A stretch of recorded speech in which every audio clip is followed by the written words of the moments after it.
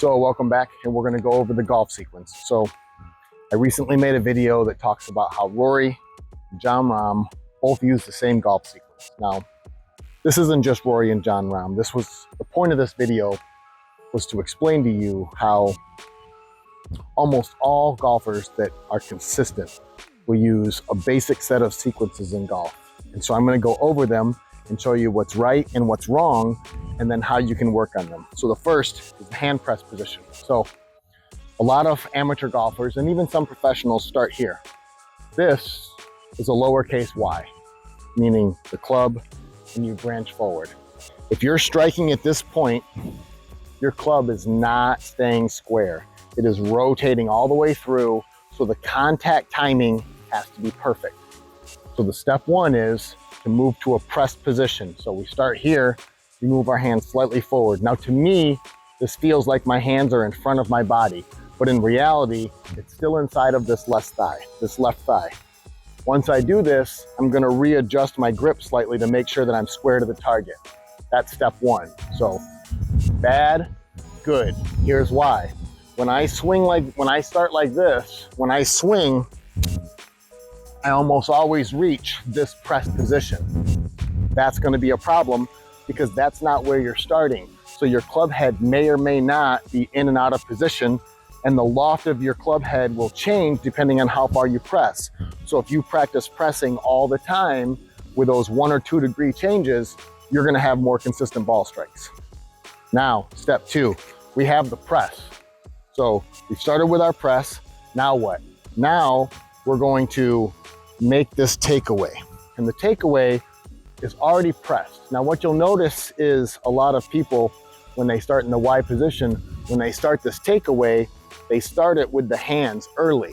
That can pull you inside, and it can cause you to come out of alignment, all kinds of issues. So we press forward and we take this away down the line.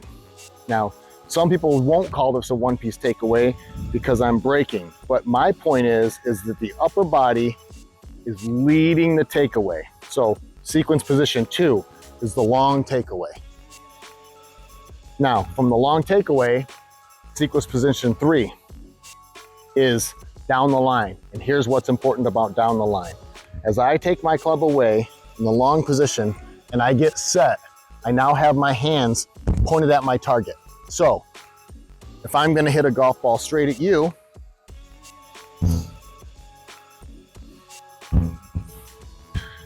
I'm set up over the ball, I have some flex in my legs, and I'm going to do a long takeaway straight away.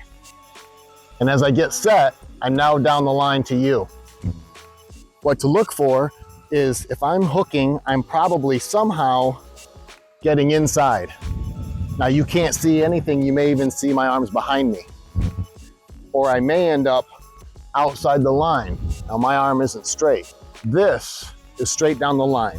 So I may be a little inside if I'm gonna swing out for a draw, and I may be a little outside if I'm gonna come across for a cut. But ideally, to hit a ball perfectly straight, you want to be down the line.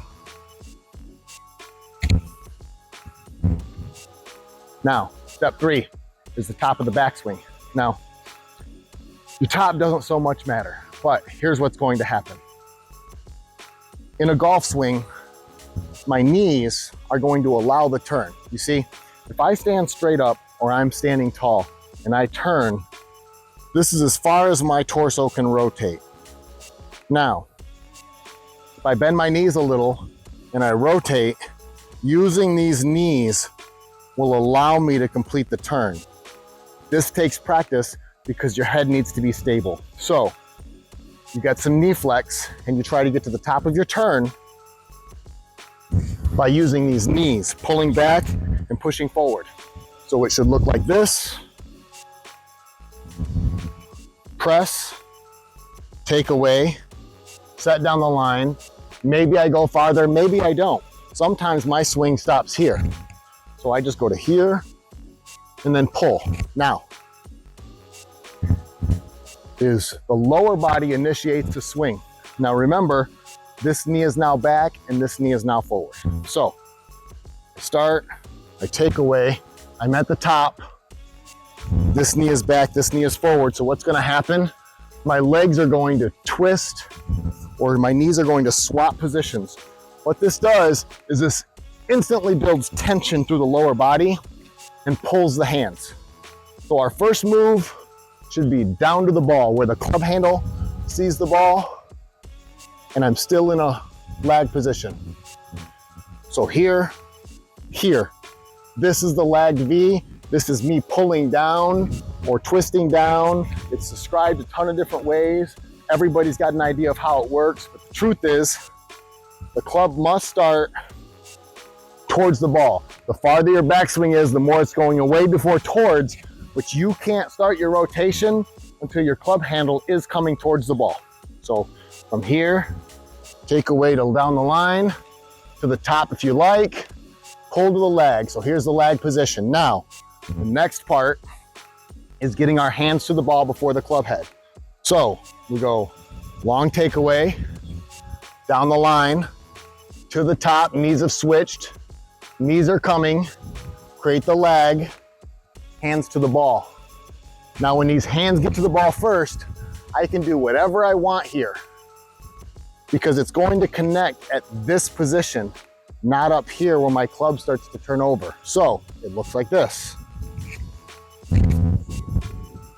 Now we've pushed through. Now, this is me swinging a 3-iron without warming up. So I'm not really worried about my form so much as the sequence. So now we're at an impact position. Here's the way you know if you're in the proper position. If you push, you keep your hand straight and you push down on the ball and forward, you're gonna feel this portion of your hand, this center part of the club is where you're gripping. But if you push your hands forward and push, you're going to feel the lead 2 fingers and the rear fingers here. This is the difference between aiming something by holding it in the center and trying to aim it instantly and holding it long and trying to aim it instantly. You have more control over the club the longer your hinge point is. You have more control. So now, as we get to this impact position and we feel this push down, and sometimes I'll have students actually do this, push to the ground, I can feel the release. So from here, if I've come through the ball at an inside out, slightly outside in, or a straight angle with my hands pressed, because my hands are pressed, they've cleared my body, this is going to pull my finish down the line. And the finish is something that we don't really work on. Well, some people do. But there's no way for me to swing here and then finish high without doing some weird stuff that you've seen in videos, right? It's kind of goofy. If I come real inside out, my club goes out here, hard for me to get back around. The finish is a byproduct and result of the rest of the club swing. And while it matters when you get further down the line, our goal here is to make the impact and it will finish on its own. It will pull you around. Now, let's talk about body types and things that prevent us. So I had a traumatic neck injury a few years ago. I don't really have good posture anymore. My standing posture is a little forward because this is really damaged and it hurts almost every day. But I'm building a functional golf swing around it. If you want a functional golf swing, we're gonna work on the sequence. Press, take away, set down the line, top, knee flex for hip rotation, starting the downswing with the lower body, returning the hands to the lag position, hands to the ball, club face to the ball, and release. And if we can work on those, no matter what your body type, no matter what your physical deficiency, if you can figure out a way, even if it's only this big, to get through that ball, that swing will hit the ball 150 yards. So I hope this helps.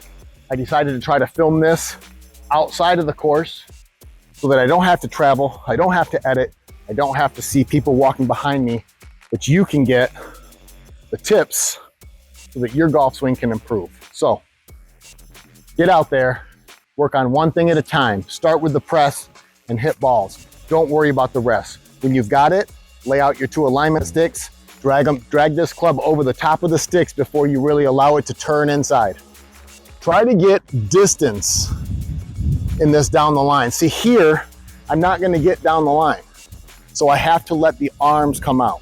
So in the down the line, we're gonna drag and get down the line. You'll notice that I allow this arm to get out. As far as this arm can reach, I will allow that arm to meet that. I do not want to force this shoulder in with this. It'll prevent my turn, or my turn will put my club behind me, and now we're not down the line, we're outside.